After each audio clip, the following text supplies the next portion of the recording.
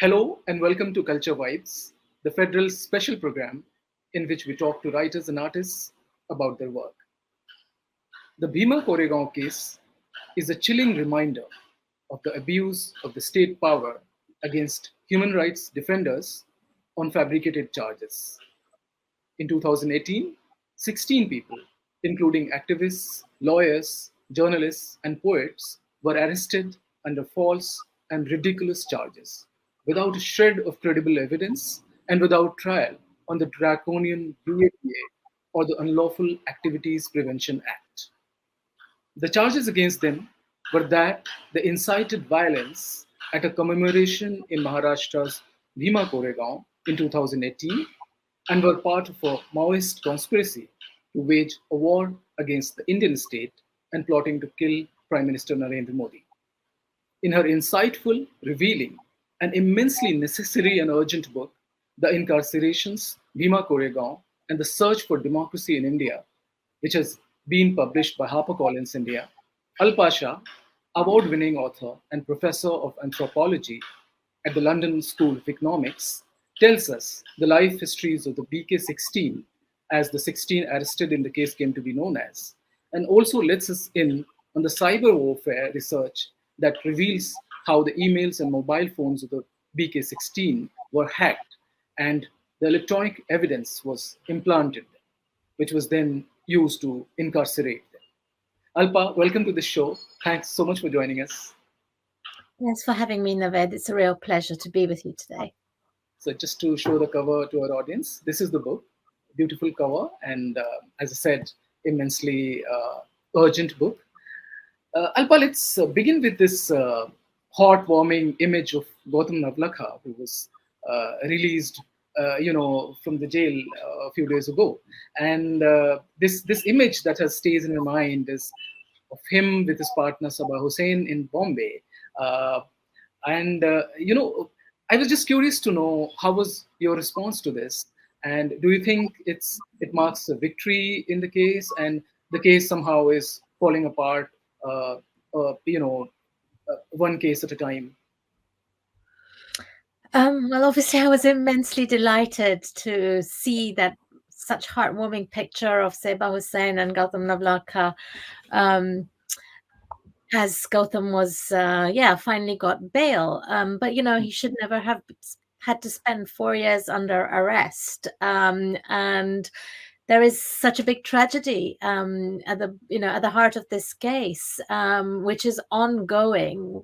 Stan Swami, the Jesuit priest and indigenous rights activist who was 83 years old, when he was incarcerated back in 2020, lost his life 6 months later under custody. Why was he incarcerated in the first place during the COVID pandemic with severe Parkinson's disease, could barely look after himself? So many of the BK16 have suffered so much in prison and it's ongoing. Most of the BK16, there's so many who are still in prison. Mahesh Raut has been, he should be out, but he is still, 6 years on. He's still in prison. 31-year-old indigenous rights activist Surendra Gadling, a Dalit lawyer, still in prison. The activists of the Kabir Kala Manch, the poets, artists, still in prison. I mean, Hani Babu, professor of English literature, nearly lost one of his eyes during the COVID pandemic, in prison. Why was he there in the first place? What has he done? I mean, he has made the university space more accessible to Adivasis, Dalits, and Muslims.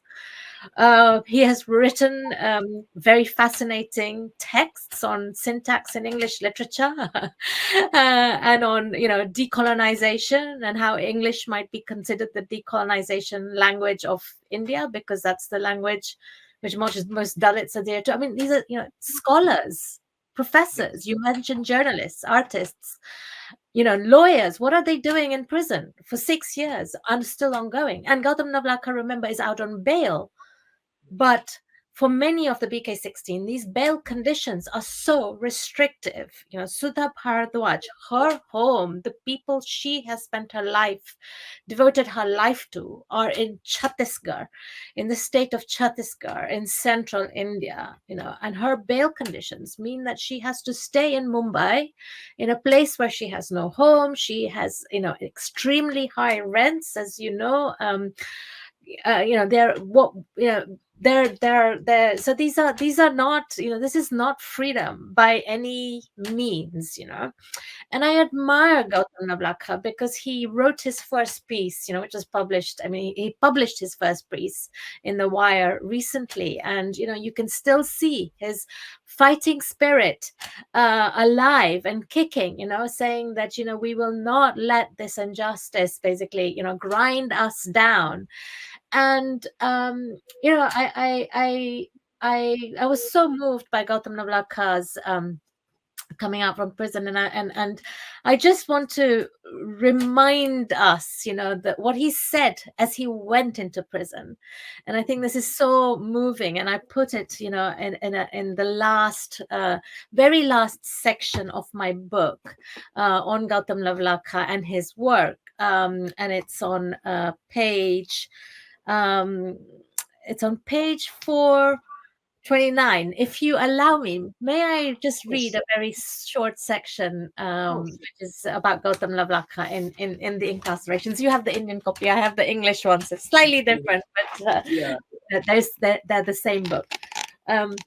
So now, you see, what happened is in 2020, Gautam Navlakha, was called by the NIA to surrender. I mean, they had already, raided him back in 2018. He had somehow managed to get some house arrest, and then, well, thanks to lots of people filing a petition against his arrest, and he had managed to stay out of bail. But in 2020, he had to surrender to the National Investigation Agency, which is the Central Anti-Terror Task Force. And he wrote at that time, Gautam wrote, "Now that I have to surrender within 3 weeks, I ask myself, dare I hope to be freed from the burden of being accused in what appears to me to be yet another conspiracy trial, one more in the long list of such trials? Will the co-accused and others like them get their freedom back? These questions creep in because of the times we live in, where civil liberties are getting progressively squeezed, where only one narrative dominates, backed by crassness in public life." He said, "So I am aware that I am joining the ranks of thousands of others who are made to suffer for their convictions." Gautam continued, "To draw an analogy from Test cricket, which to me is the best form of cricket, where endurance, patience, fair play, grit, and redemption grace the game, it is these same virtues that I demand from myself in this test match of my life. There is nothing more pressing than for me to clear my name. To my friends, colleagues, and family, I cannot thank you enough for standing by me through this period. I remain in your debt. Do please listen to Leonard Cohen sing the anthem, and remember," he said, right? He said, and he's quoting the lines from Leonard Cohen, "Ring the bells that still can ring. Forget your perfect offering. There is a crack in everything. That's how the light gets in." It says so much about this moment in time still, right? And I mean, this is when I this book was such a difficult book to write, and when I failed, every time I thought, oh no, I can't do it, I have to give up, I read that passage again from Gautam, and I thought, no, how can I? I have to continue. I have to continue with the book. And Gautam Navlakha is still fighting, and he's going to fight not just for himself, as you can see in these words. He's going to fight for all of those other people who are there in prison, who should not be there in prison, who are there because, as he says, their convictions, their fight, their fight for freedom on the ground, for real democracy on the ground, which is what they've been imprisoned for. And So yeah, I have very mixed feelings to answer your question. I feel, yes, wonderful that he is out, but let's get all the other people who shouldn't be there in prison out too. And the trial hasn't even begun on this case, so there is a long, long fight ahead. And it's not just a fight for for the BK16 or their fellow prisoners, but it's a fight for the country at large. Which is why I also realize the significance of working on this case, because it's a fight for democracy in India at large, which matters for the whole world, of course. Absolutely, absolutely.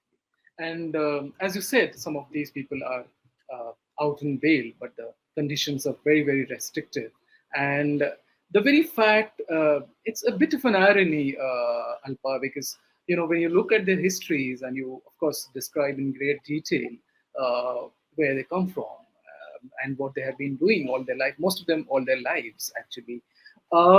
It's also heartbreaking in a sense that you have people, a set of people who've contributed so much to to the cause of say the marginalized in India, and especially I'm talking about the Adivasis who are sort of resisting these attempts to to take over the land and livelihoods, and of course you have the minorities, that's Muslims. I was just curious to ask you. I mean, just curious to know that through this book, of course, there was this case of these 16 people who were unjustly sort of incarcerated, harassed. On the other hand, you also have this larger story of the fight for democracy in India. So, did you sort of want to tell the story intertwined with the story of India's democracy? Yeah, absolutely. There are some people who said to me, "Oh, why don't you, just put little portfolios of little portraits of each of the BK16 at the back of the book, and then tell the kind of." So the book moves between these like kind of very deeply biographical chapters, and then these kind of very fast, much faster paced account, which is almost like me turning into a bit of an investigative journalist and saying, okay, let's see what happened in this case. What were these riots? Who actually did them? How did the BK16 get implicated in them? How, what's, cyber evidence, that's for like what actually happened. How did, so there's this kind of much more pacey parts of the book, which is like almost like I guess as I was writing it, it was thrilling and chilling, to make these discoveries and to realize what had happened, which I, of course, never intended I never thought I would be uncovering. It all happened as I was writing the book. So there's these bits about the case itself, but then there are these deeply biographical accounts, and some people say, "Oh, why didn't you put the BK16 portraits like in the back of the book, and write the story of the case itself and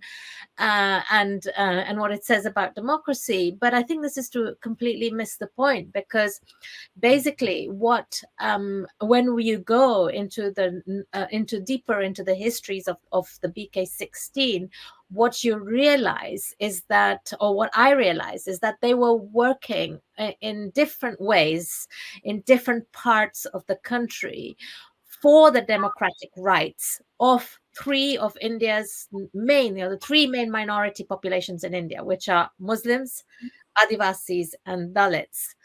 And they were doing so in very particular ways.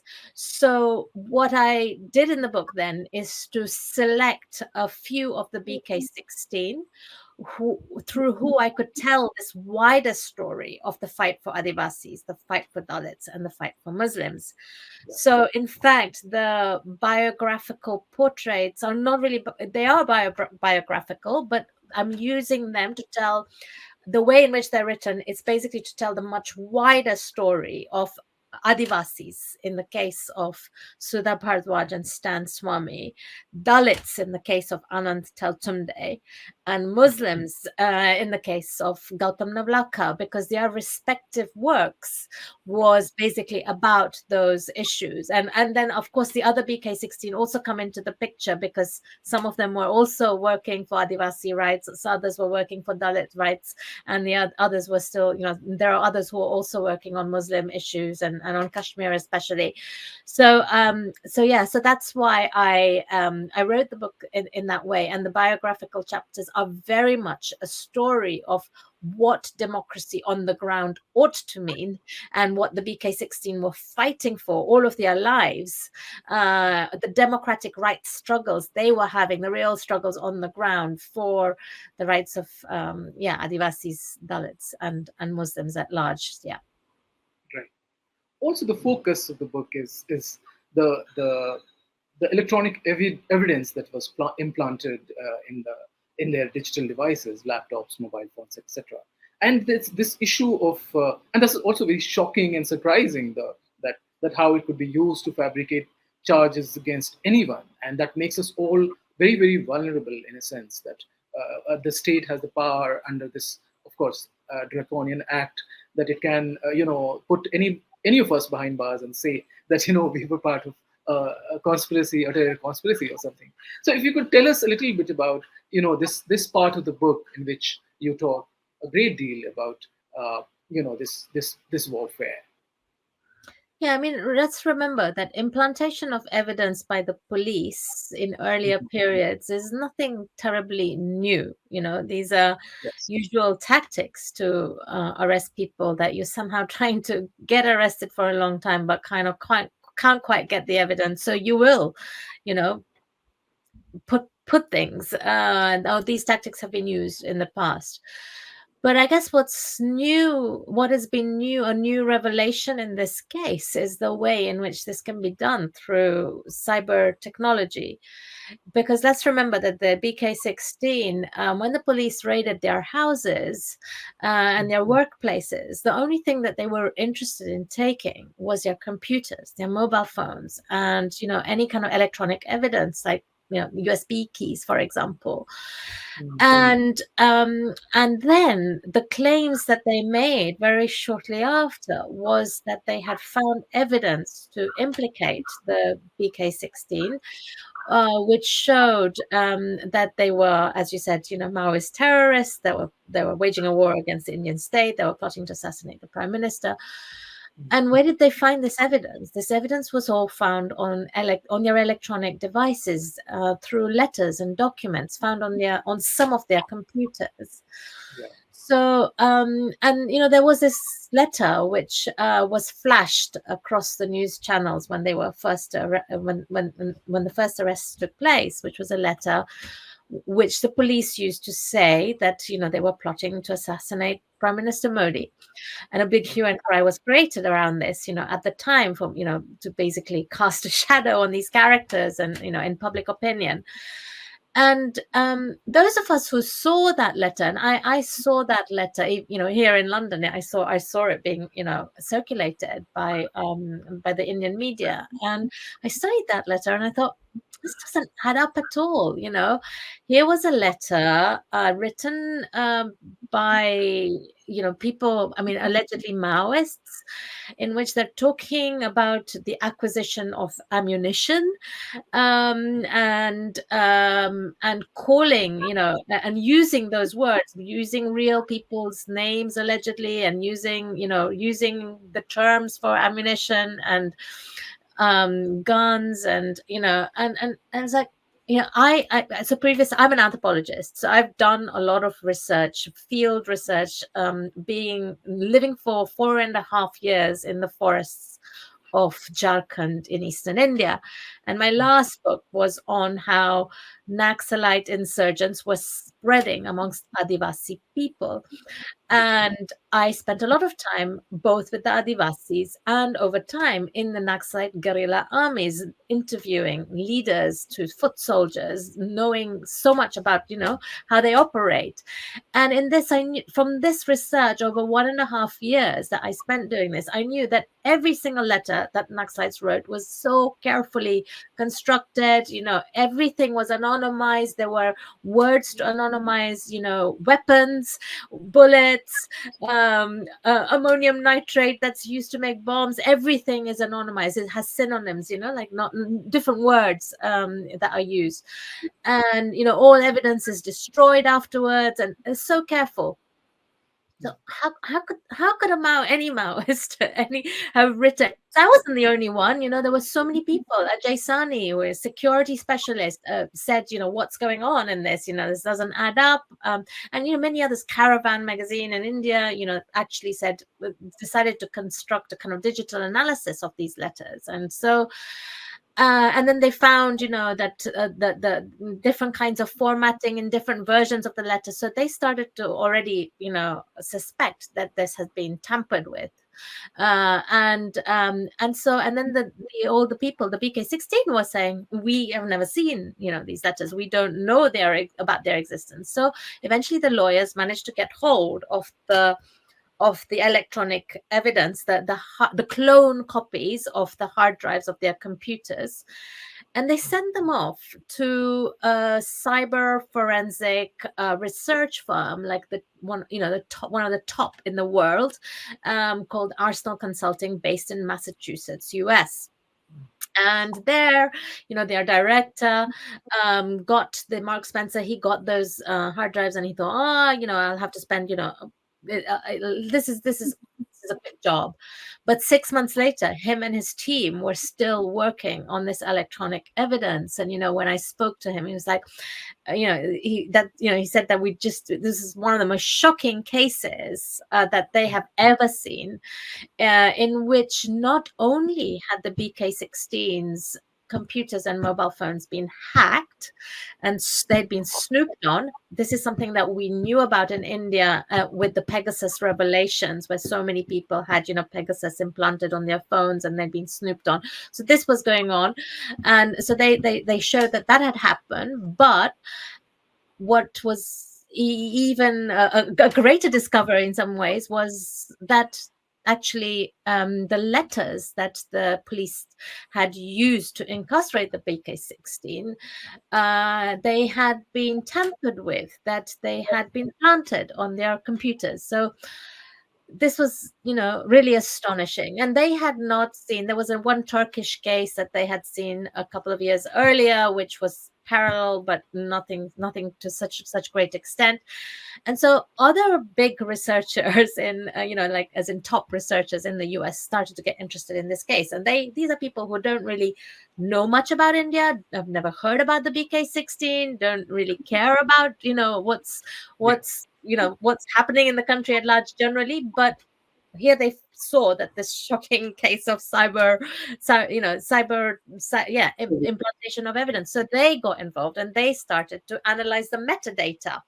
So Arsenal Consulting had said, okay, this has happened, but how it has happened, who did it, we don't know. We don't do that part of the work. So then this other group called Sentinel-1 got involved in this analysis. And they started to track what might have happened.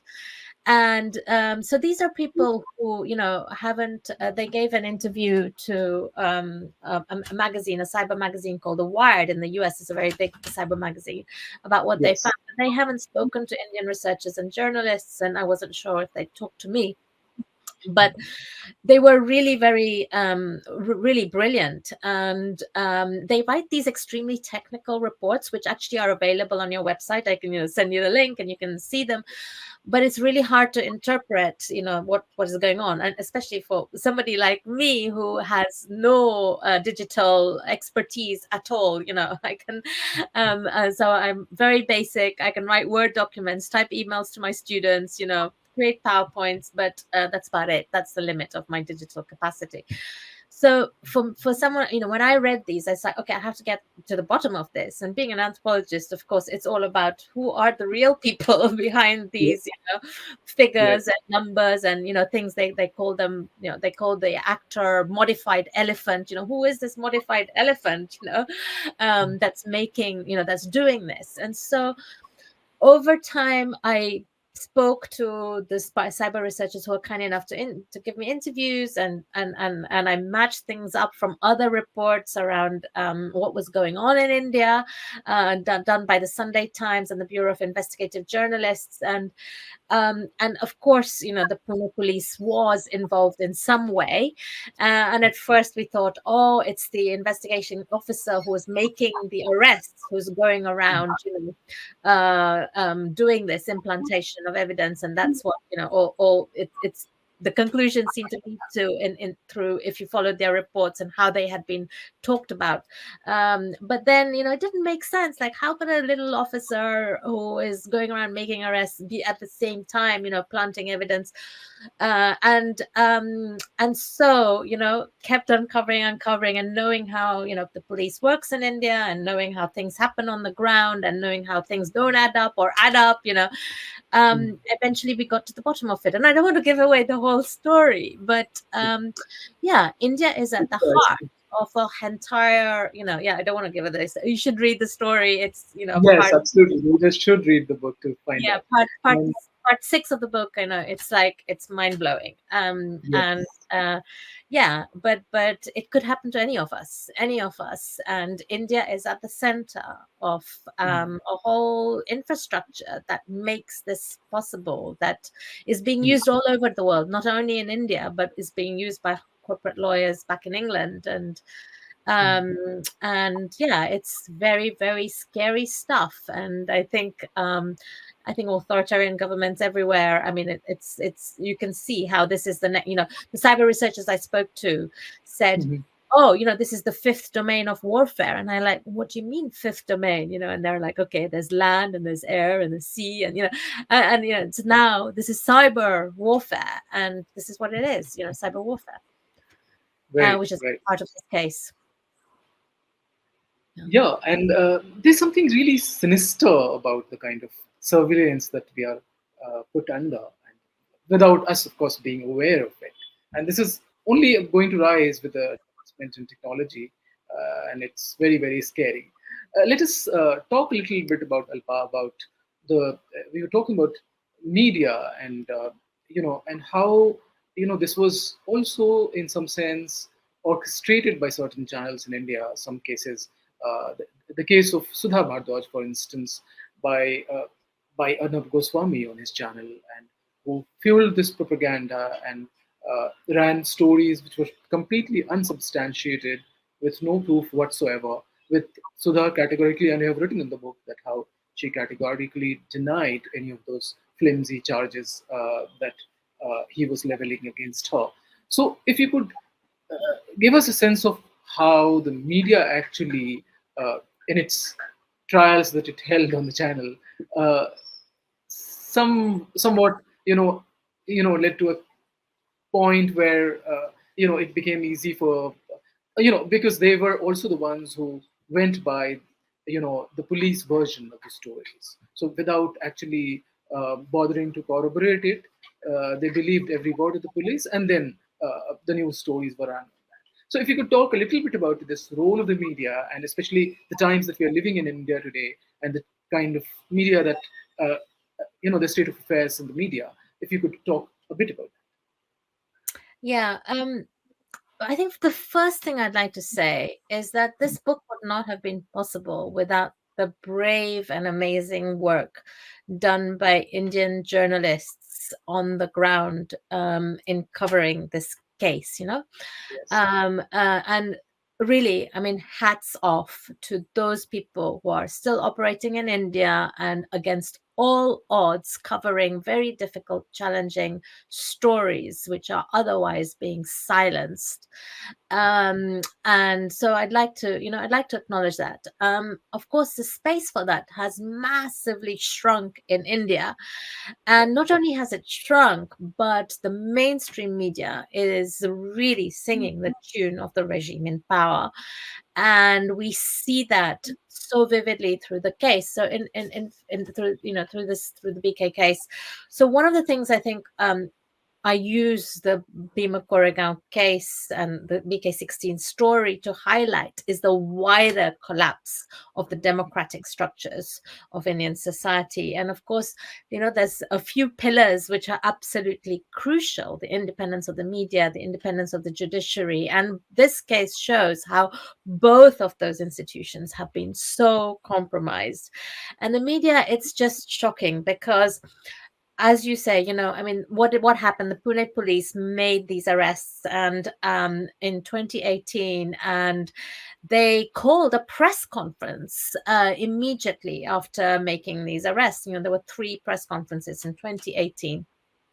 And they just flashed all these letters that they had allegedly found on the computers, called these guys, urban Naxals, and made all these allegations, and they made them across the national media. And the national media just propagated, the mainstream media propagated this version of the story. So across India, there was this hue and cry that now these Naxalites are not just in the forests of central and eastern India, they are in our cities. They are, as Arnab Goswami said, like, oh, okay, that watch out, they're wearing their jolas, and they, wearing their jolas and their kurtas, but actually they are Naxalites, and they're everywhere. And of course, that urban Naxal label has since been used to stigmatize and to discredit any kind of opposition in the country by the prime minister and the regime, in power more generally. And so the media has been completely complicit in this, the mainstream media, and has whipped up the story further, has created, as you mentioned, the Republic TV show on which Arnab Goswami made these allegations against Sudha Bhardwaj, and he called her in, and she was like, I'm not going to his kangaroo courts, which he runs these kangaroo courts on TV. You can't get a word in edgeways if you're in his gunfire, so to speak. So and I think she was right not to go on the show. And of course, there's been all these incredible revelations, like the 2018 Cobra Sting post, which showed how the media, how so many of the big channels were ready to strike deals and propagate the government, version of events, and also, the big media houses have been bought by corporate houses, which are very much in tune with the Modi government, with the government in power right now. And the last remaining independent news channel, NDTV, was taken over by Gautam Adani at the time of writing this during the process of writing this book. It was really funny. There was this one moment in which when it was shown that Stan Swami's computer was one of the computers that was analyzed by the cyber forensic researchers, and when they showed that his computer had also been hacked and evidence had been implanted on his computer, and also the hacker had got more sophisticated and had actually tried to wipe his or her tracks at the time of just before the police came to arrest Stan Swami, so then there was a press conference when this Arsenal report on Stan Swami's computer was released, at which Mihir Desai, Stan Swami's lawyer, noted in the press conference, usually there is at least one other mic here, at the table, and it is a mic of NDTV. But NDTV was not present, not covering this story, and no coincidence, they had just been taken over by Gautam Adani. So so there's been a silencing of covering this case, the tragedy of what's happened, the injustices at the heart of it, that where is it being covered in the mainstream press? And then there is also a complicity. Not covering is one thing, but there is a complicity in propagating the police version of events, like as in the Arnab Goswami show. And I think this marks a much wider pattern in the country at large, whereby independent journalists are really struggling to get their stories out, to keep their channels running. People setting up YouTube channels to get around it. But when are the new laws going to come that will make that even impossible? They're already in operation. Having more and more difficult broadcasting rules, including for YouTube channels. So yes, the fight is to keep those spaces alive, both in India and internationally. Right. And also, there's another aspect to it, to the story of India's democracy, and especially when it comes to issues of social justice. And there is a, there is a point in the book early on when you write that this fight for democracy is not just a fight for social justice and the rights of minorities, but it is also about securing economic and environmental justice in the face of pressures from economic globalization and liberalization, and also the huge widening inequality that we keep talking about, and that is for real. Um, Give us a sense of this whole question of India's, and especially this regime's complicity with the oligarchs of the country, the Ambanis and Adanis, that has sort of in some way helped you know those inequalities to remain there, and in fact that gap is only widening every single year. No. Yeah, I mean, India is now, one of the most unequal countries in the world.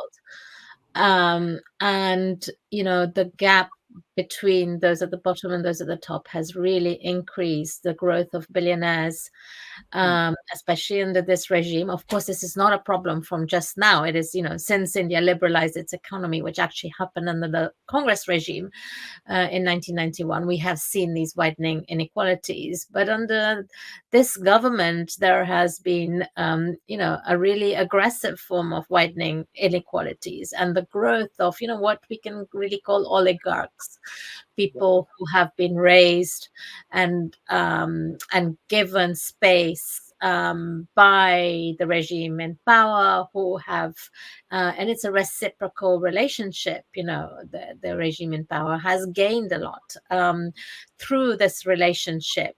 So people like Gautam Adani, for example, was, a small-time diamond merchant in the state of Gujarat, but under the wing of Modi, became the richest man, second richest man in the world at one point. His ratings have fallen a little bit since all these scams around the Adani Group were alleged by the Hindenburg Research in the US. But he's still very much right up there.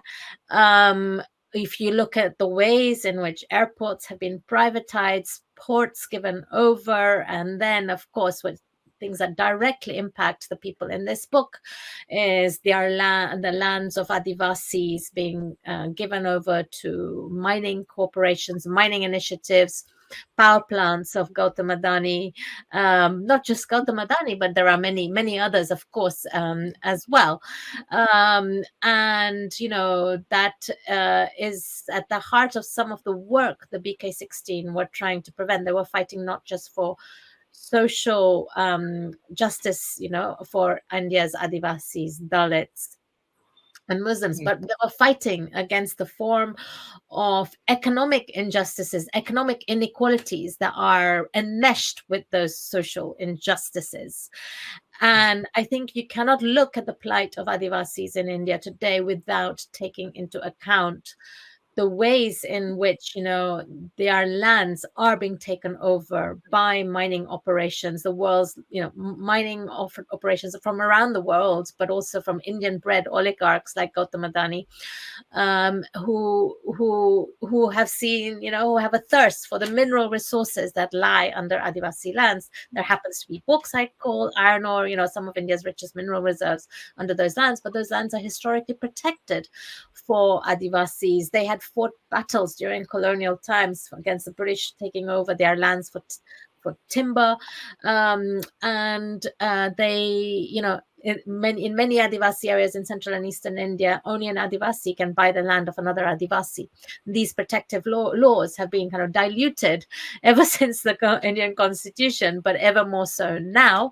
And then, in the name of this counterinsurgency against Naxalites, the whole areas of Jharkhand, Chhattisgarh, northern Telangana, Orissa have been militarized and military camps set up everywhere. And so many people have been dispossessed, local people, and have been incarcerated. And people like Sudha Bhardwaj, Stan Swami, Many of the others I mentioned, Mahesh Raut, Surendra Gadling, they were fighting to get those people who are wrongly incarcerated in the jails of Chhattisgarh and Jharkhand out of prison. They were fighting to show that what the Central Reserve Police forces are saying is an encounter in which they have killed, 40 Maoists.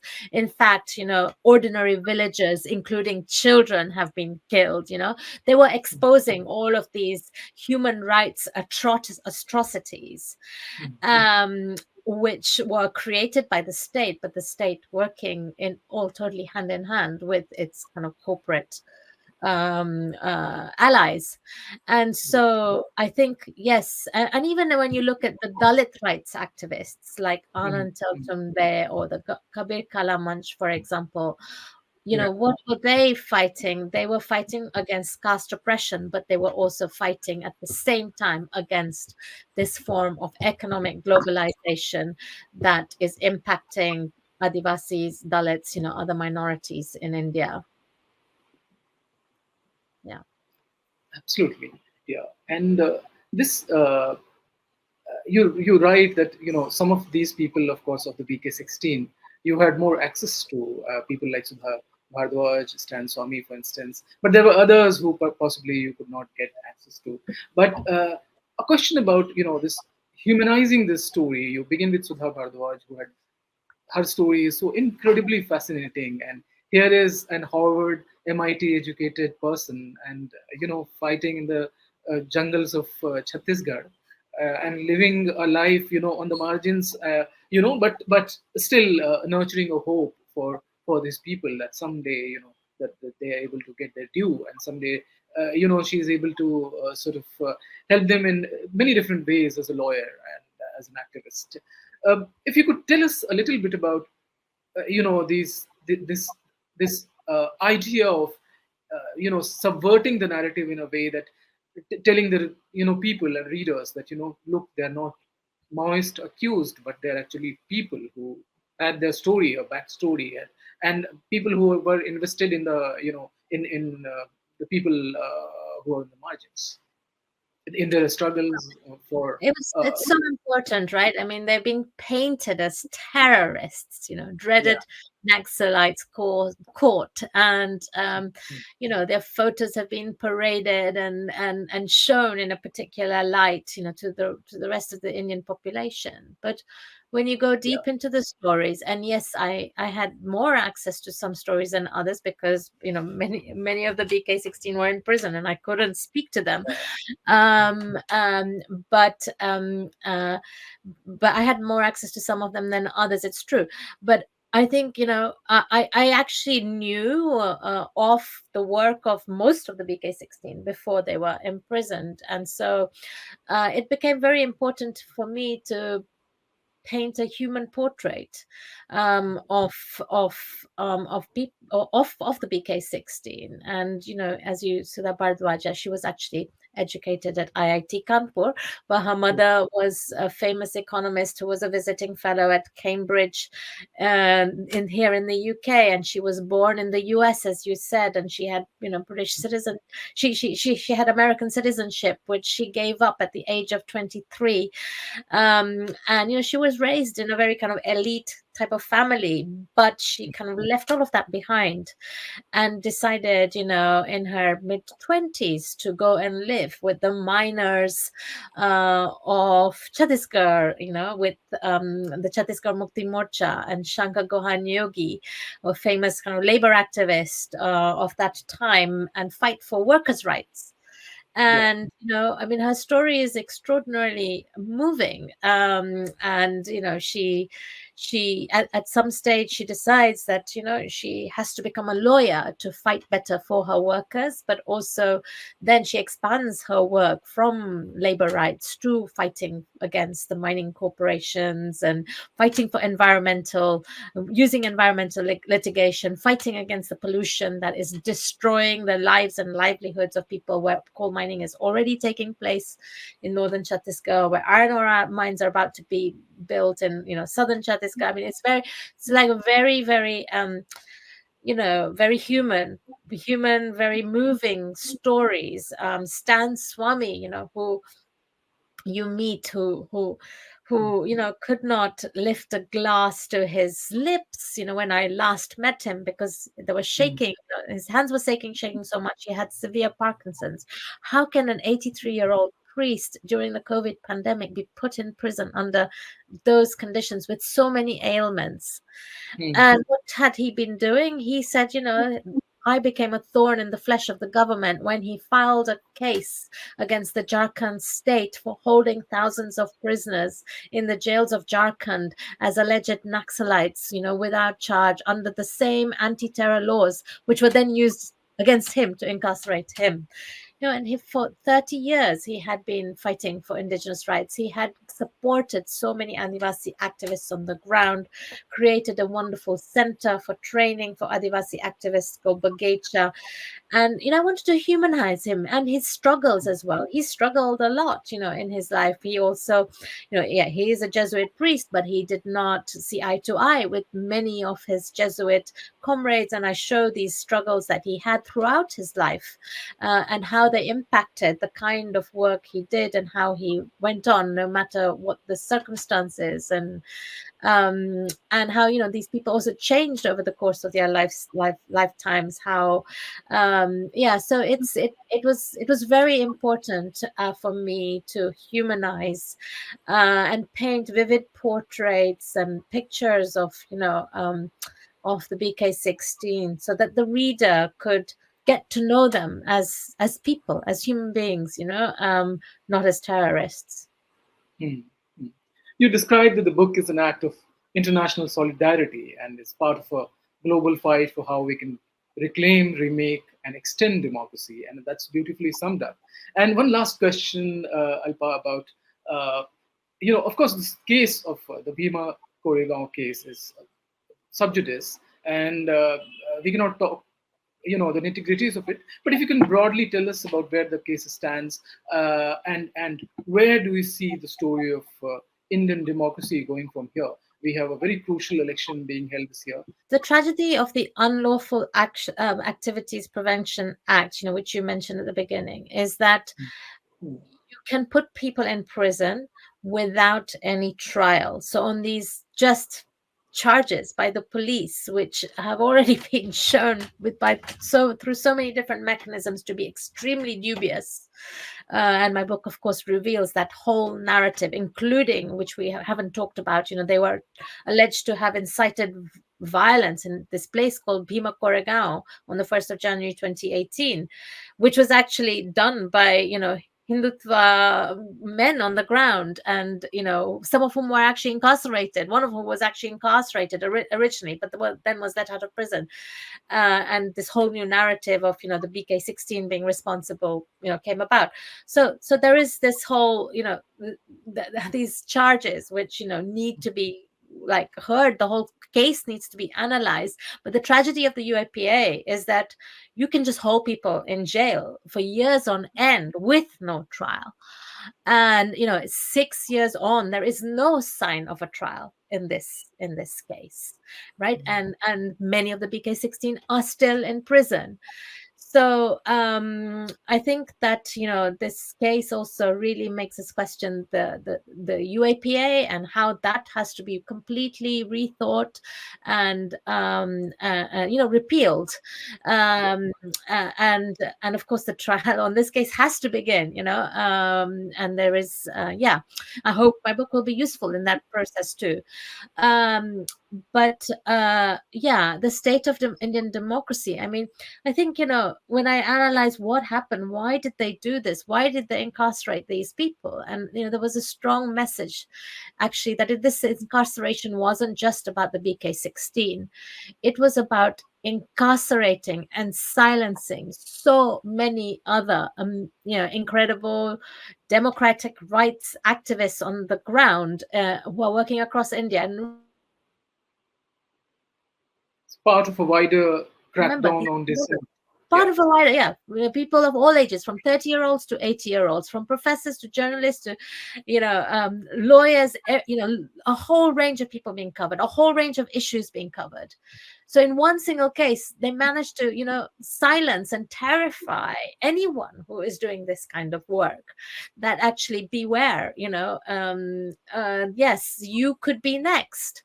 And I think then that's also resulted in a lot of self-silencing, right? So yes, we are in the middle of an election. Yes, India is the largest electoral democracy. Yes, 1 billion voters almost are eligible to vote. But, you know, I think when you have already embarked on such a big initiative to silence opposition voices, silence, chief ministers of states, the capital city in prison, attempts Yeah. to arrest other opposition leaders, lots of very suspect things happening during the elections. I mean, the prime minister himself inciting anti-Muslim hatred amongst the electorate through his speeches. Where is the election commission in all of this? Have they made any, have they raised any concerns? Where is the data on how many people have voted, who has voted? I mean, the normal data we expect after each cycle of the election. Is this a fair and fair election? I think there is a big, big question mark around that. Forget the other things we have already talked about, the takeover of the media, the compromises in the judiciary, which we didn't talk about enough, but should have. I mean, the silencing of all forms of dissent. Mm. So I think, I am very concerned about India. I think rightly India has been called, seen as, democratic decline, democratic blacksiding, rise of authoritarianism, sleepwalking into authoritarianism. We can see all of that in plain sight. And through this case and the analysis of it, I think, yeah, it's very evident where India is heading, and very worrying. But at the same time, I take hope. I take Yeah. hope when, Mm. people, I hear about what the people in prison are doing. They are still singing songs, they are still writing poetry, they are still writing books, Mm. about their democratic rights work on the ground. And there are so many people who are still, keeping the good fight. And that's why I think, the Mm. solidarity of voices and of people who care about India as a democracy, which actually everybody in the world should care about. It's the world's Yeah. largest democracy. So I think, yeah, we take, that solidarity, and keeping open those spaces and widening them is very important at this moment in time and into the future. Thank you. Absolutely, absolutely, Alpa. And I think you quote somewhere that's saying, how Sudhar Bhardwaj says that, I let my love for India speak through my work. And all these people, in a way, those who are still alive, or who are out on the bail, will continue to do the amazing work that they have been doing, including, of course, Sudhar Bhardwaj, who is, forever at it. And their courage, their determination gives us hope. So, on that note, Alpa, thank you so much for talking to us. It was really, really lovely having this conversation with you. It's a pleasure to talk to you. Thank you so much for having me.